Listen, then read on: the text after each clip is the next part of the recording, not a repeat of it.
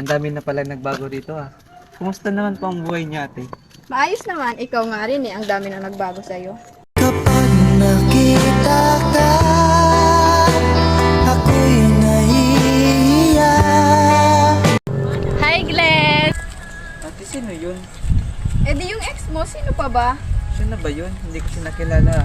Kapag nakita ka, Oh, Glenn, nakauwi ka na pala? Ate, sino naman yun? Si Ana, yung kababata natin. mahal mo rin ako. Bakit ba tayo'y nagkatagpo? Pabili po, isa nga yung Kojic. Magic Kojic Soap. Mabibili na sa tindahan sa halagang 13 pesos lang. Pati ang iyong singit ay puputi. Bili